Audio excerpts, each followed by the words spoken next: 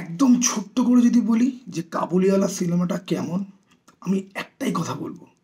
এই সিনেমাটার এন্ডিংয়ে তুমি যখন পৌঁছাবে, তুমি বা আপনারা হয়তো এই ভিডিওটা অনেক বয়স্ক মানুষ হয়তো দেখবে।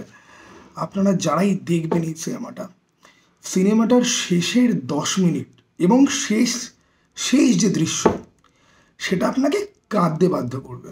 ঠিক আছে? কারণ সিনেমাটা প্রথম, ঠিক আছে, মানে একদম 1 ঘন্টা 46 মিনিটের এটা ফিল্ম। ঠিক আছে?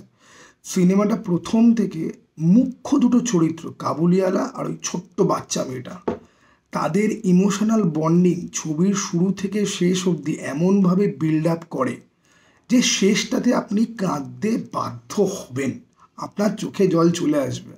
ঠিক আছে? আমি আমার ট্রেলার রিভিউতে খুব ক্যাজুয়ালি বলেছিলাম যে এই সিনেমাটা হয়তো কাঁদাতেও পারে, এবং টু বি অনেস্ট আমার ট্রেলারটা দেখে মনে হচ্ছিল কি যে এটা খুব ওই সিম্প্যাথি গেন টাইপের একটা ফিল্ম হবে, জোর করে কাঁদানোর চেষ্টা হবে, ওভারলি সেন্টিমেন্টাল হবে, ওভারলি ইমোশনাল হবে। কিন্তু ট্রু অর্থে সিনেমাটা অ্যাকচুয়ালি আমাকে ইমোশনাল করতে পেরেছে। ঠিক আছে? সিনেমাটা সেকুলারিজমের কথা খুব হালকাভাবে বলে, হালকাভাবে একটা পয়েন্ট প্রুভ করার চেষ্টা করে। যাদের সেটাতে আপত্তি থাকবে, আমার মনে হয় খুব কম পার্সেন্টেজই থাকবে যাদের ওই পয়েন্টটাতে আপত্তি থাকবে। যাই হোক, কিন্তু ওই মিনি আর কাবুলিওয়ালার সম্পর্ক এই সিনেমার হাইলাইট। কিন্তু তা বাদ দিয়েও, এরা দুজন বাদ দিয়ে সিনেমার সাপোর্টিং কাজ যারা রয়েছে, বিশেষ করে সোহিনী সরকারের ছোট্ট একটা ক্যারেক্টার আর্ক রয়েছে, ছোট্ট। সে কাবুলিওয়ালাকে পছন্দ করতো না একদমই, কিন্তু পরে সে বদলাবে। আর আবির, আবিরের অভিনয়, মানে সিনেমাটা সাপোর্টিং খুব ভালো পেয়েছে।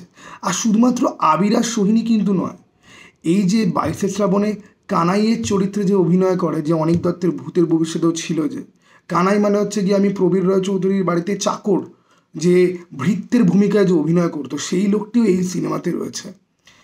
প্রত্যেকের সাপোর্টিং অভিনয় এত ভালো, ভাবা যায় না। আরেকজনের কথা বলতে হয় কাঞ্চন মল্লিক। একদম ছোট্ট দৃশ্য, ঠিক আছে, একদম ছোট্ট দৃশ্য, কিন্তু ইম্প্যাক্ট ফেলে। প্রত্যেকের অভিনয় প্রপার। শুধুমাত্র কাঞ্চন মল্লিক না, আমি আরও একজনের কথা বলি।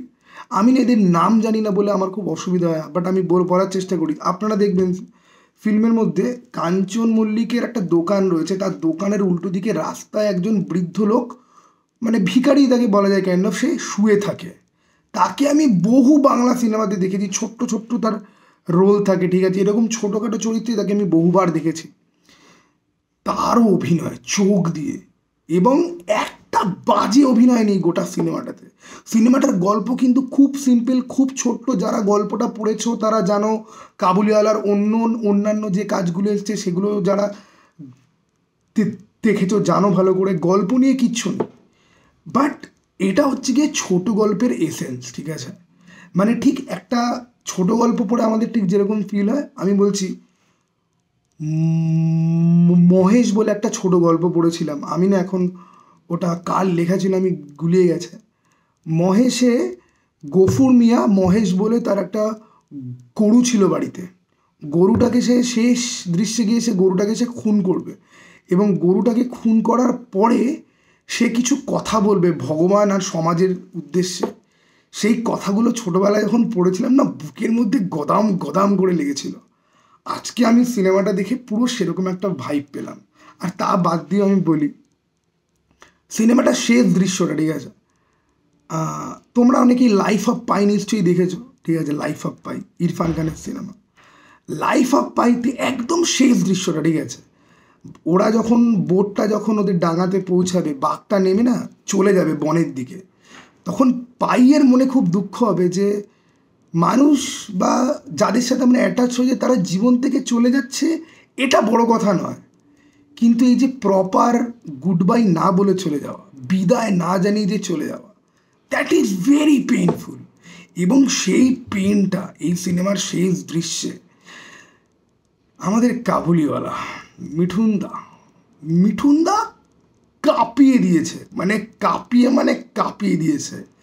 তার অভিনয়, তার অভিব্যক্তি, প্রথম দিকে না আমার মিঠুন চক্রবর্তীর প্রথম 10 মিনিটে তার হিন্দিটা না আমার খুব ফেক ফেক লাগছিল, কিন্তু সিনেমাটার সাথে যে আমি ইমোশনালি কানেক্ট হতে আরম্ভ যখন করি, আর মিঠুন চক্রবর্তীর রিয়াকশান, ঠিক আছে, আমাকে কেউ কিছু বলছে, কোনো চরিত্র কথা বলছে, তার পরিপ্রেক্ষিতে আমার রিয়াকশান। মিঠুন চক্রবর্তীর রিয়াকশান দেখে কাঁদবে না এরকম কোনো মানুষ নেই। দেখো, গত বছর প্রজাপতি বেরিয়েছিল, আমি প্রজাপতি রিভিউ করিনি।